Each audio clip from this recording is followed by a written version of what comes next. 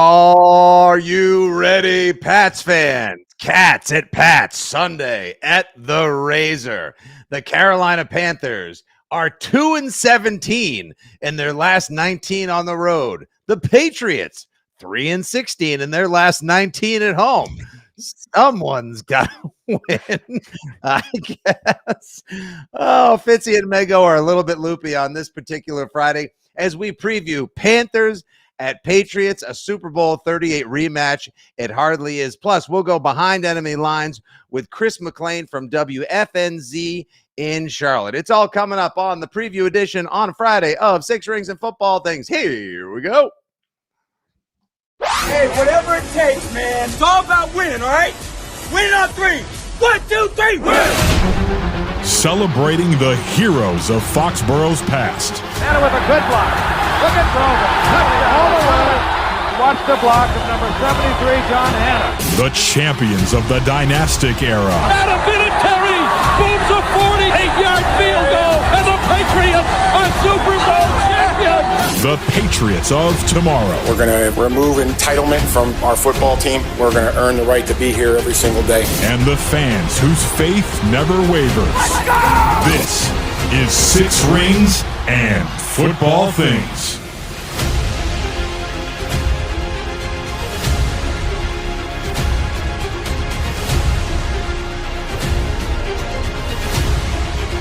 All right, we all know that they got the 6 rings, but there are a lot of football things that need attending to in Isle of Rabel down at Gillette Stadium. How are you, everybody? Your old pal Nick Fitzy Stevens here with the legend of Mego, Miss Megan Onalini, for the preview edition of 6 Rings and Football Things with the Carolina Panthers coming to town to play your Patriots this Sunday as well. Mego, just real quick, since we didn't have a chance to catch up with you, I've read your columns and followed you on the socials, but just for the audience at large, just quickly describe your personal frustrations in covering and being intimately involved with the day-to-day operations of this team. How frustrating was last Sunday for you? Like, I know you're not a Patriots fan, like our audience is, but at the same time, like, you still like watching good football. Like, yes. Is there at some point, more- Fitzy, it's like, how much bad football must we endure? How much bad football must we endure? And it got to a point where you're just laughing in the press box, or I'm laughing in the press box. You're probably crying at home, but I'm laughing in the press box because I'm going, I can't believe that they have 5 turnovers against this Steelers team that I thought stunk. I thought they stunk. I mean, to me, that was just the biggest missed opportunity that we've seen in a while for any iteration of the Patriots, because they should have won that game. And they had opportunities to win it over and over. And it was just, it's a cliche, but it was the epitome of shooting themselves in the foot. They did it in the red zone. They did it in the end zone in front of the Foxborough militia, whatever those musket guys are called. Yeah. And it's just, I think these days they just go by those musket guys. Yeah, those musket guys. It was so frustrating to watch. It was so frustrating, but we turned the page. I think they have another big opportunity for a win and to get into a nice stretch of the season. If they're going to do anything and show us any progress this season, it really starts with this game on Sunday. Like, I know it is such a tired cliche in sports, let alone football, but if Sunday does not represent the ultimate in get right games for your football franchise, then you're just so far ashore from where you should be. It's a damn shame. That the Patriots could, this is what's so fascinating about this polarizing and yet vexing team. They could easily be 3-0 because it's not like the Raiders took them to the woodshed. The Pats made plenty of mistakes week 1, and then they win week 2, but at the same time could have easily lost that game. And then last week's game, if I told you the Patriots won by 17 or that the Patriots lost by 10, neither result should have come as a surprise, given the fact that they had in them the ability to score 31 plus, yet at the same time, like you said, shot themselves in one foot, then looked over and said, oh, look, there's another foot, and then shot themselves in that. That was a bad Pittsburgh team. That was a bad team, and I don't think that this is a bad football team. I think they're kind of dumb sometimes. Yes. And in unfortunate times of the game, and it's early in the season, so I continue to give them the benefit of the doubt and give Mike Vrabel the benefit of the doubt. But I maintain I don't think they're a bad team. I think they're dumb sometimes, and they need to grow out of that quickly. That Steelers team was a bad team, and I think that's the difference. You got beat by a bad team. So how does a football team gain intelligence in season like this? Like, I guess it's been so long since we've seen a team that looks like they should be good. I'm not saying great or like even playoff worthy, but they should be a good team.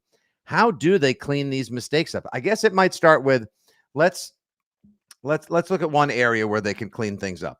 Ramondre Stevenson can and likely should be benched this week. I'm not sure if he's going to see any meaningful touches at all, but the other day at practice, Travion Henderson was repping as RB1 with Gibson behind him, and then Ramondre third in the reps.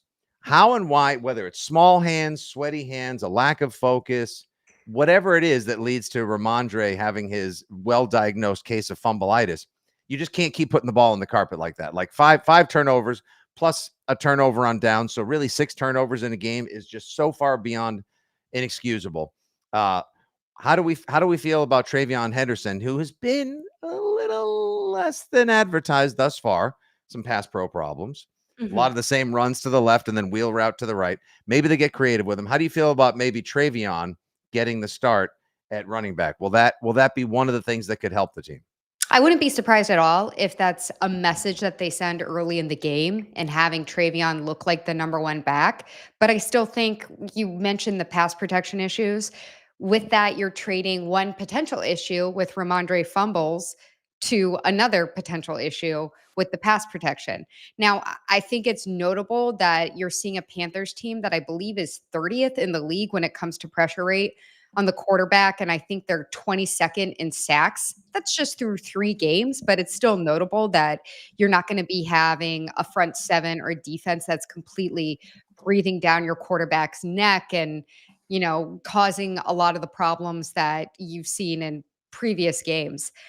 I still maintain I think we're going to still see Ramondre Stevenson. I do. I think if you listen to Mike Vrabel talk this week and having the sentiments that he said about it's not just about the ball carrier. We got to protect the ball carrier, making it more of a team issue rather than a singular guy issue. And then having that echoed by Josh McDaniels yesterday.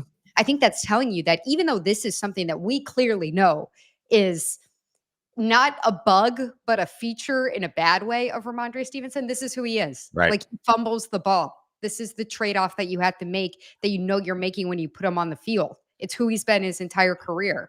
And yet they keep running him out there. Like there's plenty of running backs out there. Because they gotta feel like the upside is still that he's one of the bigger talents on the team and that Travion Henderson is not game speed ready for the NFL in pass protection or to have the same explosive plays that Ramondre is capable of. That maybe not seeing the game as quickly at that NFL level as Ramondre does. And it's a matter of how much are you willing to trade when you have serious issues with a player.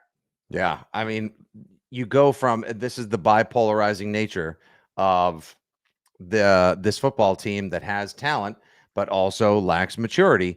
You win a game week 2 because of Ramondre, and then you lose a game week 3 because of Ramondre. So yes, I see how integral he is to the game plan, but also if you're not going to be part of the solution, but rather going to be one of the main sources of problems, then you're going to have to take a seat or you're going to have to hit the road. But I think they still believe he's part of the solution is what I'm saying. I would be more like more the final surprised. solution. Now look, Gonzalez, I was so mad at myself last Saturday because I came on this podcast and said, I really thought that Gonzalez was going to play last week. I'm still surprised that he didn't.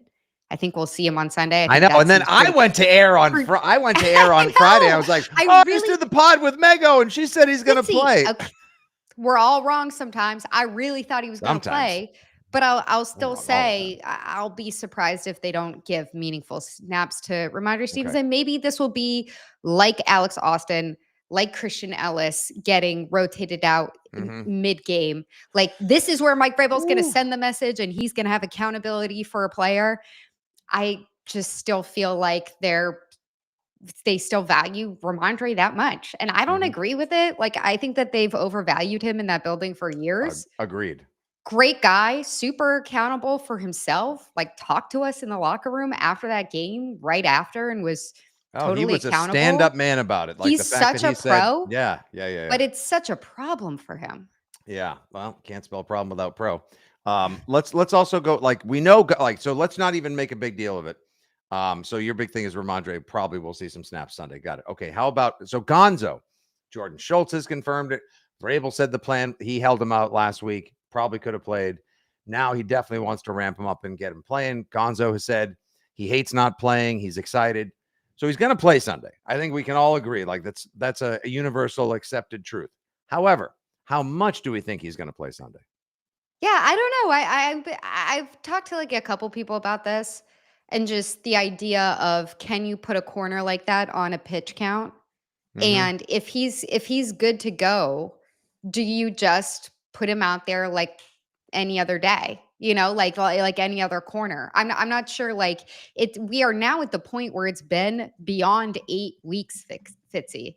Like Mhm. that is really the upper end of what you expect these injuries to be. People say a hamstring that takes 2 months. That could take him out for 2 months. It's been 2 months. Like Literally. so I would understand if they put him on a pitch count, but I'd also understand if they don't. If they're like, he's healthy, he's going to be out there, and they certainly need him. I mean, I think that Carlton Davis, I think he's been a little better than some people have graded him out to be. He's fine. Yeah, he's fine. He's okay, but The you don't defense isn't want the Ted problem having thus far, another Mego. big breakout game. No, you don't. And he's a little banged up coming into this week. And when we're joined in a few minutes by Chris McLean from WFNZ in Charlotte, we'll get the latest on the health of Ted McMillan and what's going on with the Panthers offense and what kind of problems they may present for both themselves, a la Patriots style, as well as the Patriots defense, which again has been about as advertised by and large, considering that Well, they've been last week without. they were. Yeah, yeah. I mean, they were without their. Yeah, they're getting better for sure. They're showing signs, just like Drake is as well. And they're not the reason why they're losing a lot of these games. Now, two other things I wanted to get to before Chris joins us. One, yesterday on the afternoon show on WEEI, we chatted with your old pal Tom Curran, and I asked Curran how he felt about the Mike Vrabel administration thus far or to date, and he said, "I think he needs to be meaner." Like so, and he hasn't had a padded practice in almost as long since Gonzo hurt his hamstring. He would argue that with you. He has a different Interesting. definition of padded. So Okay. we're talking like Right. Yeah. We're parsing out little. exactly Yeah. ticky tack. As my dad used to always say, yeah, you guys are picking pepper out of fly crap. But do you think that's the case? Does Vrabel need to show some tougher love to these guys? He's in a tough spot because I don't want to like let him off the hook, but there are some issues like Ramondre's fumbling that he's inherited. And I think he's still in a position where we're in week 4 now. He needs to continue to balance the empowering these guys, finding the talent on the team, elevating that, building the leadership, making sure that his message is getting through with the side of accountability. And I think, as I said before, having Alex Austin and Christian Ellis, guys who were really struggling in week 3 in that game, having them rotated out, like that to me was the first real sign of accountability that we've seen. Does he need to be like more of a hard ass? I don't know who he is behind the scenes in terms of ripping guys during film. If they're Yeah. watching game tape and he's ripping guys and dressing down guys the way that we heard that Bill Belichick used to, maybe that's the case. It doesn't seem that way. And I understand what Tom's saying. Like, I think it's surprising that he seems to be so friendly and I wouldn't say okay with, but even sitting up there and talking to us in the media, like not putting it on Ramondre, not putting on Drake, saying like we can't have these turnovers, saying this is like an entire team problem, and a lot of it is about protecting that guy and being the next guy up and blah blah blah blah blah. I think that Yeah. has been a surprise. He's actually, he's being a good parent in that regard, which is very interesting. I don't think it's purposefully anti-Belichickian, but he's doing it in his own style. I think people expected think more he's hard ass trying to be- vibes because of who he is. I think he's trying to be fair overall. I think he's trying to There's just fair be work in New England and/or football. well, I think Go that's on his with this novel concept, Miss Ottolini. his big thing with his players, if you talk to them, is that it's like all about transparency. I'm going to keep it 100 with you. I'm going to Mhm, tell you what you're doing wrong. I'm going to mhm. tell you what I need to see from you. And if you're not executing that, then you're going to lose the job. Right. And I just think it's early in the season. And let us not forget, we know who Ramondre is from years past of all these fumbles, but he had been so clean through 2 weeks. Like he was And doing then, all but the when it right things. I mean, we took him And then out, it like, imploded. yeah, he didn't get rip-roaring drunk and start a fight or throw up on himself, and the next thing you know, we all ended up in jail, so So like I that's know. so I understand what you're saying. I think the first and foremost thing is that he's going to try to be fair and he's going to be straightforward with his players. I think the accountability will come. If we're still having these Well, conversations in week 12, then it's like, wait, right. who did you hire? Yeah, But I well, don't think we're there yet. yeah, obviously, and a win on Sunday would be good. They could end the month, as I like to say, old Chuck Woolery style, 2-2, which would be great. And then you got Buffalo and the rivalry uniforms next Sunday night. Some winnable I've got a games. bigger problem with Pop, by the way, like Yeah, in terms I of and I the wanted to, situational yeah, stuff. and I wanted to bring up the situational stuff and the slot machine, or the slot roll, actually, in a piece that's at weei.com right now. Miss Ottolini posits that perhaps Pop Douglas, Demario Douglas, and his lack of situational awareness, which he should be displaying on the regular if he wants to be a go-to trusted target for Drake in year 3, maybe should take a seat or slide on over and let somebody else take to the slot. Mego, who would that be? So, and I should say, I don't have a problem. Like I adore Pop. He's a wonderful person Mhm. in the locker room. But that 4th and 1 play, like to that's right up there to me with the fumbles of just not knowing where you are and where you got to be on the field. And it's one thing if he's a rookie, but at this point, we've seen him have a couple of these mental hiccups, these goofs year after year. And sometimes not being on the same page as the quarterback year after year. Yeah. And so I think you can kill 2 birds with 1 stone. If I know everybody's going Efton Chisholm, put Efton Chisholm up Yes. there.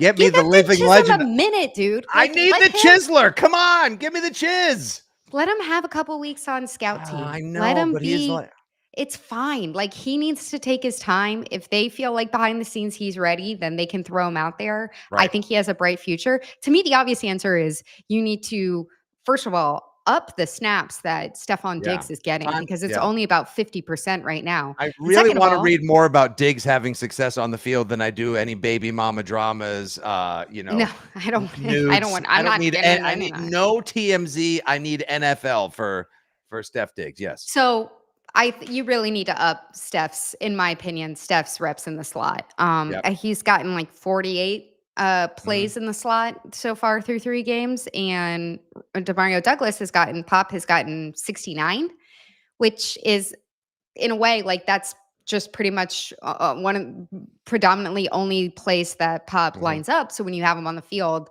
that's where you're going to put him. I just think if you're trying to activate Diggs and you're trying to get him out there more, you see how situationally intelligent he is. I Yeah. mean, he had 2 first downs out of the 3 catches that he had, and he only had those 3 targets. He's got to be getting the ball more. Drake has talked about that.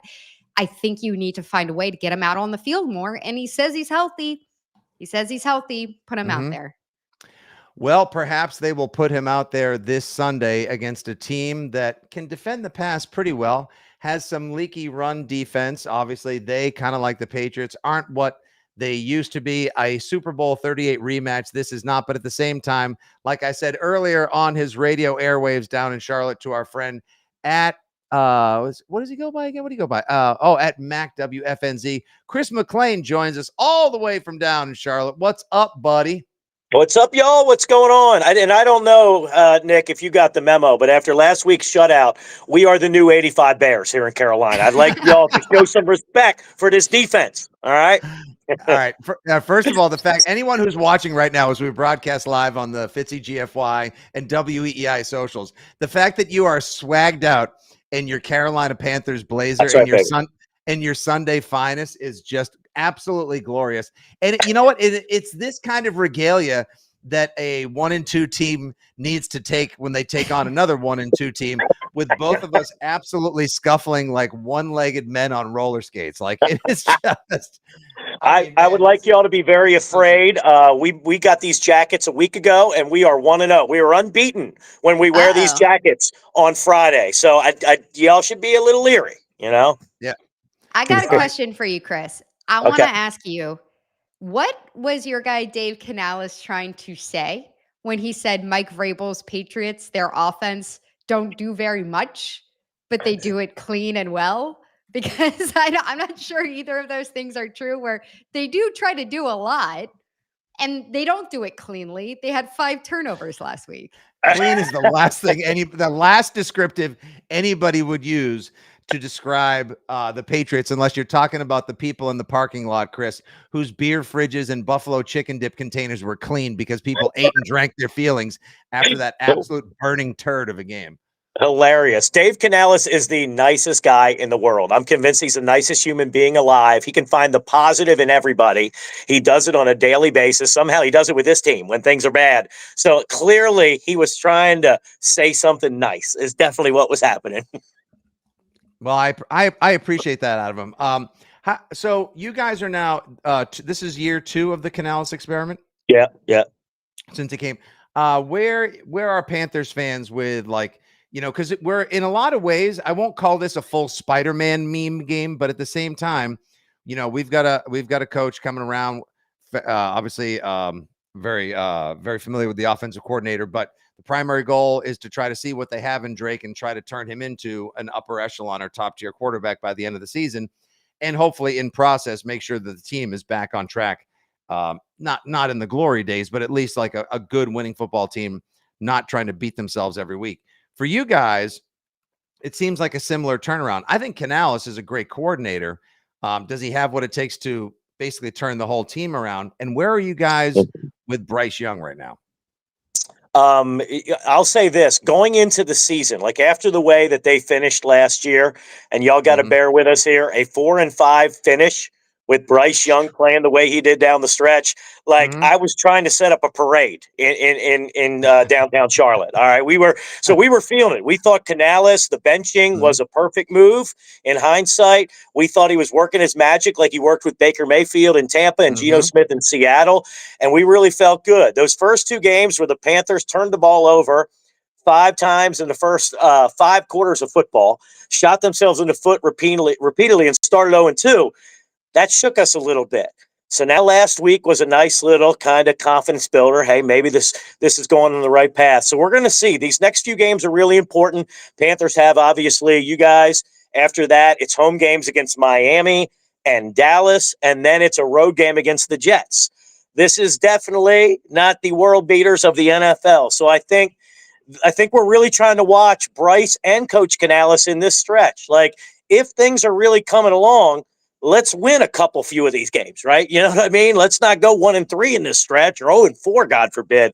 So I think this is a big stretch for this team going into the season, though. I think we kind of thought both guys were coming into their own. Chris, how much trouble should the Patriots offense expect from this secondary? Because it looks like you got a couple of ball hawks out there. Oh, and if there's one thing about Drake, you know him as a Carolina guy, he likes to target those guys, unfortunately, from time to time from the other team. Yeah, that feels like an advantage. I'm certainly not going to come on here and tell you like we've got advantages in every dang part of this matchup. Both teams have their flaws. There's no doubt about it. But the corners have played great this year. Panthers have given up less yards than any team in the NFL to wide receivers. I also look at your wide receivers and feel like there's an advantage there. I don't think it's not saying the Panthers outside of T-Mac have the greatest group of wide receivers, but I think it's a wide receiver group that J.C. Horn and Mike Jackson and Shao Smith-Wade can probably win the matchup with. I'll say this, though. Hunter Henry is a bit scary because he's a heck of a tight end. Panthers have given up the most yards to tight ends. So the linebackers have not covered a tight end hardly at all. But, yeah, those corners have been balling. Until no an doubt Austin about it. Hooper breakout game? Excuse me 1 second. Just opens up my phone, bets the Hunter Henry prop on FanDuel. Thank you, Chris. Checks in the mail, baby. Give me that Venmo before the end of the show. All right, so you guys give up passing yards at tight ends. Hunter Henry, as Mego can attest, has been a consummate pro this season as well. You guys do have some good cornerbacks as well. JC, like we were talking about on your radio show a little while ago, JC Horn, Surtain, now Gonzo coming back. This next wave of, like sensitive, sometimes delicate, off injury prone, but supremely talented cornerbacks. I wouldn't be surprised if that presents an issue. And it's not like the Patriots wide receiver room is, would you say, Mego, like we have a lot of solid 2s and 3s. The number one option. We've been saying that for years and years. I think we got a lot of guys who are still trying to even just define what their roles are within the depth chart. Right. Yeah. So you're right. Like I've been wanting the Patriots to start the season with a strong running game to give Drake more time to understand the calculus of the Josh McDaniels offense, get the run game going, and then let the play action passing and maybe even the occasional downfield shot, my kingdom, for a freaking throw over 30 yards with this team. Then let that develop, and then we'll see what happens. But instead, it's been the opposite. The Patriots can't get the ground game going for love, sex, or money. Our leading rusher on the season, Drake May, with 87 yards. That ain't ideal. That is not. No. And I think that matchup is the real key there. Whether or not the Panthers run defense plays well. The Panthers run defense last year was the worst in the history of the league. I'm not even making that up. Matter of fact, they were the worst in the history of the league in multiple categories. It was that bad. The run defense has showed some life after the first half in Jacksonville, which was horrendous. They have shown some real life. Did a good job. I mean, Robinson averaged 5 yards a carry, but they did a good job of not allowing the big runs. They played really good run defense against Arizona. So if they can play good run defense and get Drake to where, hey, he's in 2nd and 9, he's in 3rd and 8, then those cover guys can do work. And I think then there might be mistakes from Drake May. If y'all can find a way to run the football, I think that's the key matchup on that side of the ball. No doubt about it. Are Panthers fans afraid of Drake May? No. Are they afraid of Drake May when you look at this? Or yeah, he's your guy too. Do they feel like he's still raw enough that you can say, okay, we can take advantage of some of this guy's hiccups? First of all, a lot of us love him. He's a Charlotte kid. He's from this town. Tar Heel fans really love him because he's not only from this town, but he's their guy. Fear him? No, I would not say fear. Like your dad growing up. You loved him, but did you fear him? says a lot about a man, Chris. I would not say fear. Like, I still put him in the potential category, right? Like, there's no doubt he has the potential. And when all the, like, the Merrill Hodges of the world and all these guys pre-draft were like bashing him, I thought it was ridiculous. I mean, from the second I saw him starting at Carolina, I saw an NFL quarterback. I mean, the size, the arm strength, the mobility that y'all talk about, the ability to make plays off schedule. Yeah. I love Drake May long term. I just think right now, you guys see it, he's a work in progress. The supporting cast around him is a work in progress. So I don't think we fear him. As you were saying, Nick, it definitely appears, looking at the metrics, like he's not throwing downfield. It's a lot of short passing game stuff. Whereas if the Panthers tackle like they did last week on the short passes, I think I feel good about that. So, yeah, Meg, to answer your question, like, I think he's really going to be good.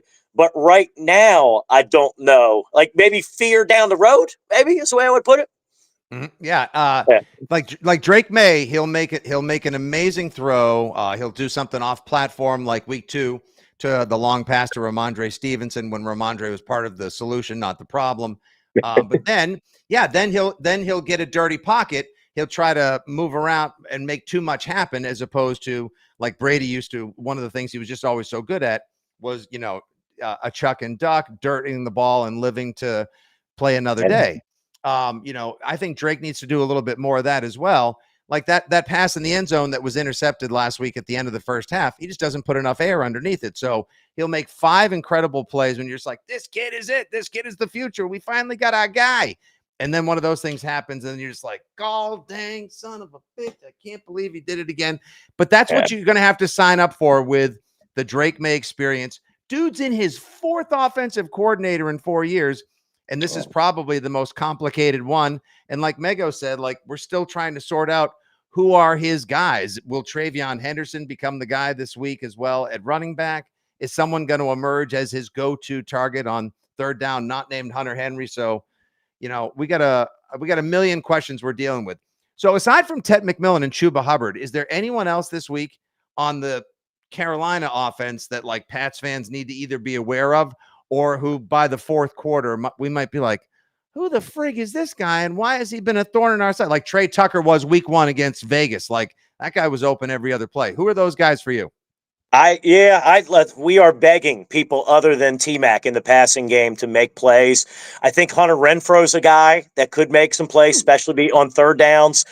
He had a pretty good game 2 weeks ago in Arizona when the Panthers rallied from 24 down, but came up short. The problem is they got all kind of issues in the receiving core. Xavier his performance has been an issue, but now he's got a hamstring injury and he's out. Jalen Coker is a guy that is a good young receiver. Really love him. And he's out right now. They traded Adam Thielen. I know Adam Thielen wanted to go home desperately, but if I was Dan Morgan, I would have said, heck no, because of things like this right now. Jatavian Sanders, our best pass-catching tight end, is out. So it's going to be guys like Renfro, young guy, and Bryson Tremaine is showing a little bit right now, but by no means would I say you need to be terrified. David Moore is just kind of a solid vet. I mean, that's the thing. If Gonzalez comes back and makes life hell for T-Mac, the passing game could be in trouble for the Panthers. There's no doubt about that. Interesting. I will say, I want to go back to something that we started the conversation with that Fitzy asked you, which is, how sold, as we compared with Drake, how sold is your fan base on Bryce Young? It's a great question, and it's so polarizing. I mean, you pull up our text line during any Bryce Young conversation, and I mean, I still think it's more positive than negative, but the ones that are negative are convinced this little tiny dude will never play quarterback worth a crap in the NFL. And so it's still very split on that. I thought the 10-game stretch he played last year after getting benched, like I will fully admit his rookie year was a mess, but the surroundings around him were a mess. I don't think you can judge him on that. But when he came back last year at the start of the season and looked worse, looked terrified in the pocket, I really thought at this point, man, that we might have one of the biggest busts on our hands ever, especially considering what we gave up in trade form for him. But, man, whatever the benching did, he really looked the part last year. And he started to look like what we call Bama Bryce. Like the guy we all watched at Alabama, poised under pressure, extending the play and making plays with his arms, making plays with his legs, getting the ball out quick from the pocket. Like, I really was sold after last season. It hasn't been the greatest start to the season for him. The turnovers have been the biggest problem. He had 4. I mentioned this team had 5 turnovers in the first 5 quarters. He had 4 of them. So, and I know Drake's, been a little sloppy with the ball too. So that's a key. He's got to protect the football. But when he's at his best, I mean, really good processor, anticipatory thrower, and, improvising off-schedule plays when he's at his best. But it has not been the best start to the season for him. So, therefore, we're split, and it's a giant fight among Panther fans every time he comes up. It's so polarizing. Well, for a smaller guy, how do you feel like his pocket presence has developed? Because I think for us over covering the Patriots, we go, well, if there's one leg up that the Patriots might have in this matchup is Milton Williams, Harold Landry, what they've been able to do in terms of generating sacks and putting that pressure on the quarterback. And we know that Bryce is a guy who can throw on the run. But how are you feeling about his security there? Yeah, Panthers are missing 2 starting linemen up front. Rob Hunt at right guard, who's just an animal in the run game specifically. He's a mauler. And then Austin Corbett, the center. So right there in the middle where Milton Williams is roaming. And the Panthers know all about Milton Williams because they were throwing a ton of money at him on free agency opening day. Yeah. By the way, thank you for that. That we thought we had him. I thought you guys had him. I thought Everyone you guys had him.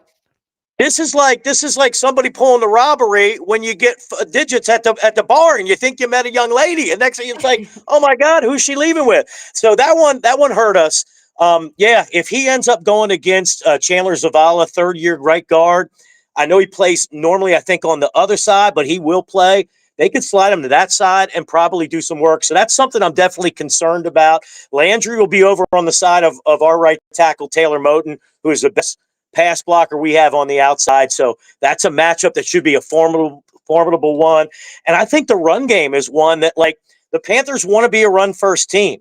They've gotten off to a slow start running the football. Last week was the best it's been. The Patriots, it seems like it's just a tremendous start with the run defense. So if the Panthers can't get the run game going on early downs and it's 3rd and 8, Milton Williams is a bit terrifying, definitely. Yeah. By the way, I'll see you your Chandler Zavola or whoever that right guard is, and I'll raise you a Ben Brown, who's going to likely sub in next to Will Campbell this week as well. He is a delightful young man. It doesn't matter if he's. I don't care if he would be lovely to have over for tapas or charcuterie board. I need him to be a badass on the football field and keep the Drake clean. Now, on that last little note, so Will Campbell, Sling Blade the tackle. He's going to be over there this week, and I think he's going up against Nick Scorton, who he had some matchups with in college as well. How's that? How's that Carolina pass rush going to work out for us? Oh, yeah. Scorton was talking about him this week. You know, he's got all the respect in the world for him after their battle last season. Yeah. The Panthers, man, you're sensing a theme here. We've got injuries at key spots. The Panthers both starting the veterans. The veteran edges are both probably going to end up being questionable. Pat Jones hasn't practiced this week. DJ Wanham. And if those guys can't go. Did your team get in a bus accident? Chris, I'm sorry to interrupt. Did your team get in a bus accident or something? I don't know what the hell. Did their chute not open? Holy smokes. Everybody's questionable. This is this damn. Like the Patriots might be catching them at a good time. Yeah, well, it's funny because I feel somewhat positive from a Panther standpoint, but as I talk to you guys about the injuries, I'm worrying myself more now. Yeah, it's that this is the Panther stuff we deal with. And if you think the Panthers have injuries, you don't even want to talk about the Hornets. My God, seriously, a guy can hurt himself getting out of bed in the morning on that team. But anyway, I digress. Nobody wants to talk about the Hornets. Yeah, no, not even in Charlotte. Not even in Charlotte. So anyway, yeah, the veteran edges being hurt. If they're both out, then it's not only Nick Scorton, it's Princely Uman Mielen, another rookie. There's a lot going to be put on the plate of those rookies. So I know that Drake May has been sacked a ton, but the Panthers 12 times thus far. Panthers have 1 sack all season.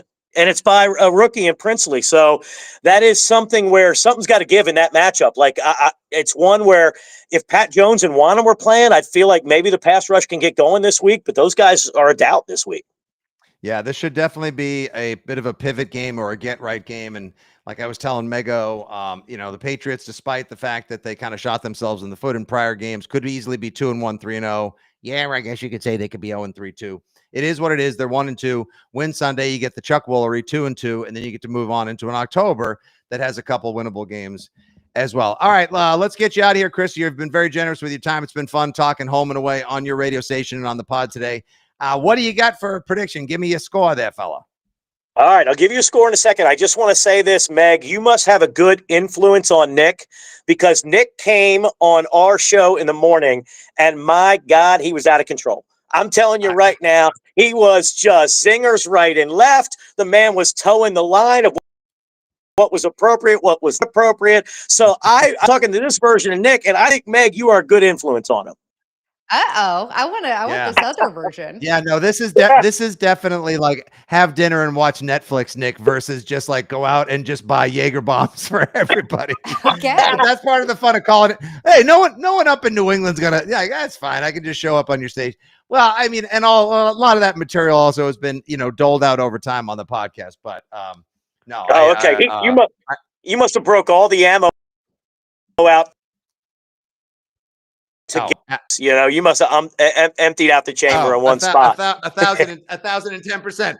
But I'll tell you what. If the Patriots lose to the Panthers Sunday, I want Robert Kraft to sell the other 92% of the friggin' team. I realize it's a blow emotionally to anybody that loses to the Panthers. We have noticed a trend. Anybody that the Panthers beat these last couple seasons fire someone. Last week, Atlanta fired their wide receivers coach. So you guys will probably fire somebody if the Panthers win. I think the Panthers can win this game. I picked the Panthers 23-20 on the show this week. But I have to be honest with you. If the Panthers came out, I think they're going to force some turnovers. But if the Panthers came out and were the ones turning the ball over and we lost this, it would not shock me at all either. Holy smokes. Mego, can I just say right now, if the final score Sunday is Panthers 23, Patriots 20, And we thought 2017 Cam Newton coming in and beating the Patriots, last second kick. I forget who your kicker was way back then. If they win, Route 1 burns and Gillette follows with it. Like, that's honest. Keep in mind, I'm a homer. Look at the jacket I'm wearing. Keep in mind, I'm a giant homer. So that might look at me.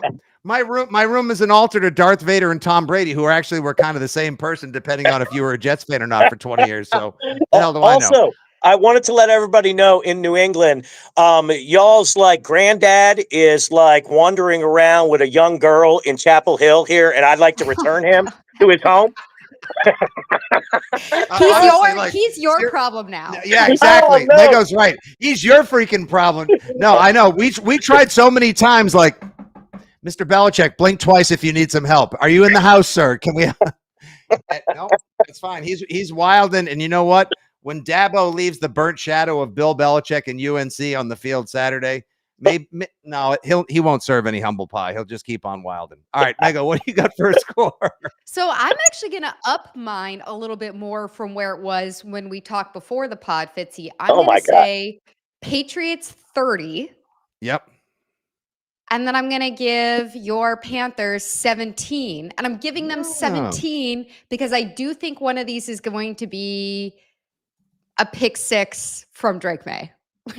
I do think Drake May is due for a pick six, and I think your secondary will be able to rip that off from him. But at the same time, I think he proves himself to be the eraser that we all hope him to be, and is able to have a big day against a little bit of lower pressure than he's seen in the pocket. Meg, you're disrespecting the southern version of the 85 Bears, this defense, all right? Disrespect. Oh, wow. Hold on one second. Let me get my good readers on. Hey, is that the 2000 Ravens or the 2025 Panthers? They sound about as healthy as the 85 Bears right now. So. Oh, no. Oh, man. Football busting with Mego and Chris MC. I love it. All right. I think it's going to be a much closer game. I have Patriots 100, Panthers -13. Unbelievable. That's the version we got. That's the version of Nick that we got here. Yeah, no, honestly, I got 31-17. I think the Panthers get an early touchdown, make the Foxborough faithful sweat a little bit. Drake and Henderson get the offense rolling. Yes, it's going to be tough. Not to say that the Pats wide receivers are world beaters against Foxborough High or even the Boston College corners. You guys have excellent coverage that way. I think this is one of those games where Josh looks for the little pockets and availabilities. You will not see them turn the ball over, because if that has not been a point of emphasis all week long, then, everybody should be refreshing their LinkedIn page by 5 o'clock They're Sunday. gonna turn the ball over. No, I can't handle it, Mego. I refuse. I cannot. Oh, wow, man. That's hilarious. All right, we will see. I've written these scores down. They will be on the bulletin board over there at the stadium down the street in a few minutes. Sounds good. All right. Sounds Disrespect. Hey, by the way, some of the folks in the chat that are watching live on Facebook and YouTube say they love the community basement where you have free donuts and people talking about their problems as a background at the radio station. Yeah, is that like a pancake breakfast? I'm literally in the basement. This is like the only place that my loud mouth can come and scream and not be told to shut up. This and the studio are the two places. Please allow for a game on Sunday, everybody, that has the same kind of energy you allowed me to share on your station this morning and that you have brought as well to the podcast today. Folks, give them a follow. If you're ever in the Charlotte area or you got some relatives like I do down in the 704, I believe, give him a follow at MacWFNZ. He is a co-host of the morning show on WFNZ. Thanks and shout out to our old guy, the Rickard, for giving us the recommendation and bringing you aboard the pod. You can read Mego at Megan_Ottolini and at WEI.com and here on the weekends, and see her every week here on Six Rings. And you know where I am, in my den of inequity, at the bottom of a pint glass or likely in a brewery. Your old pal, Nick Fitzy Stevens at FitzyGFY. Chris, thanks so much. This has been a blast, man. Enjoy your weekend, and let's hope for a good game on Sunday, brother. Thank you, guys. I thought all people in Boston were jerks. I mean, you guys are nice. You're actually nice. I'm not from there, so. Yeah. All right, everyone. All right. So maybe I should write. All right, this guy can go F himself. You guys have a great weekend. Take